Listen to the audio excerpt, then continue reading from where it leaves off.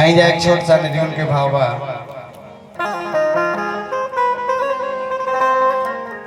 प्रभु परमात्मा गुरु भगवान सबका ऊपर सहाय होके वो आत्मा के अपने श्री चरणों में स्नान दें।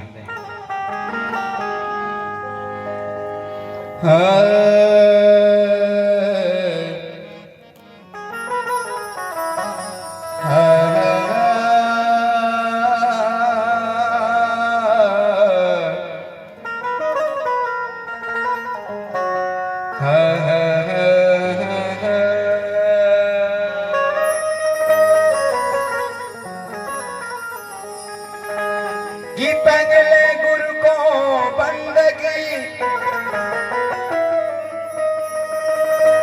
हर विप्र को प्रणाम।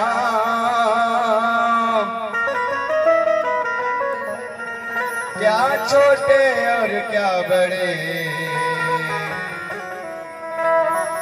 सबको है साहेब सतनाम।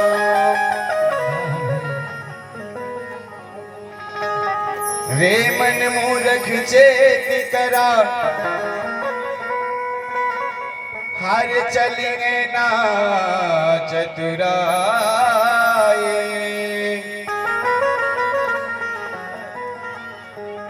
हर अपन कर्म कमाई रे लेके एक दिन सभे चल जाए। आज दादा श्री अपने घर परिवार कुटुंब कबीला के ये धरा धाम के छोड़ के परम धाम के गईले जहाँ एक ना एक दिन सब करा के जाएगा। हरि ओम जय हो।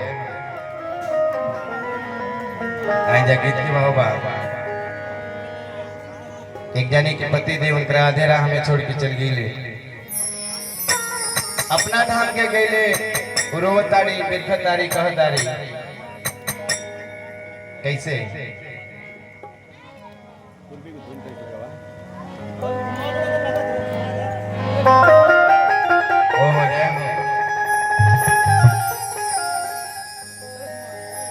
का कहीं बतिया अरे कटक नहीं खेलतिया कि हमरा से भइल कान दूर ना जाने पियऊ के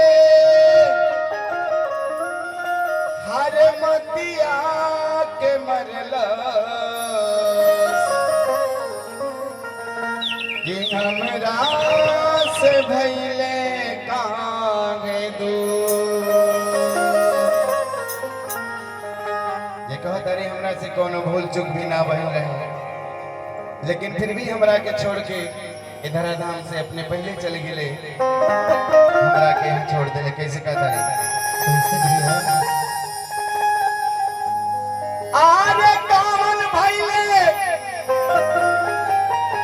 चुकवाए नाम से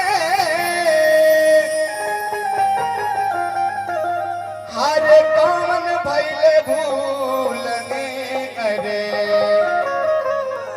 जे हमरा से कौन भूल चूक भइले जे हमरा साथे ऐसन केले काहे खातिर पियवार भइले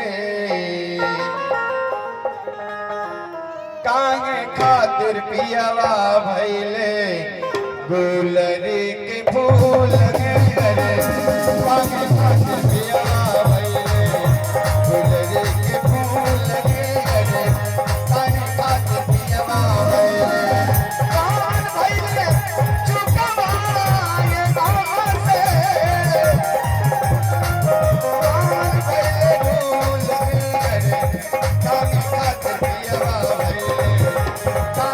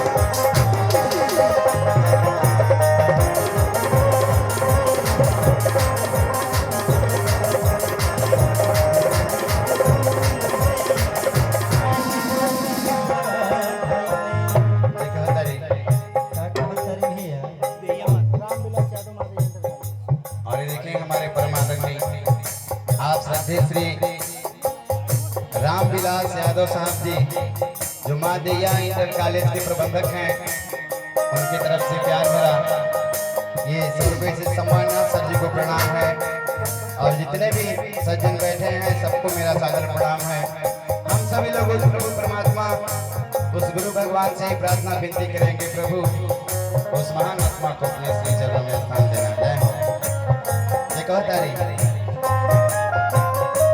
बच के जवाब दिगली आज लेना बच से साथ दिगल छोड़ मार सुतले में रात के सुतले में रात के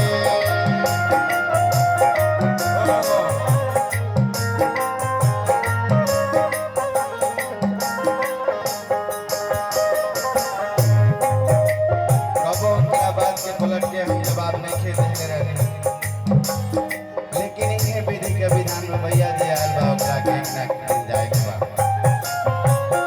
बात के जवाब दिगली आज लेना बात से साथ दिगल छोड़ हार सुतले में रात से सुतले में रात से हमरा बुझाते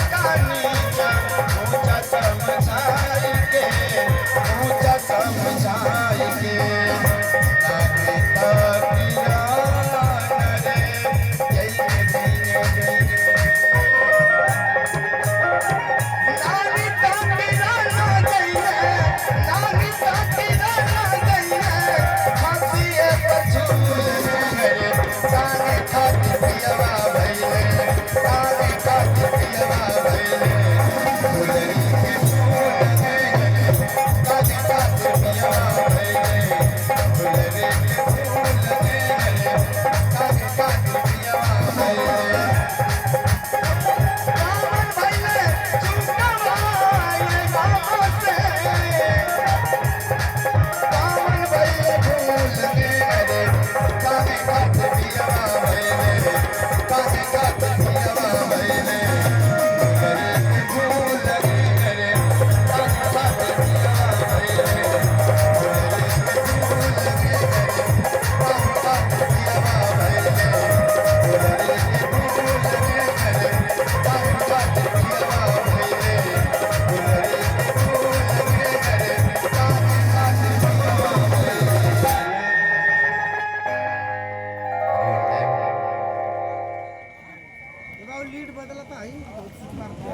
कुछ मत बता।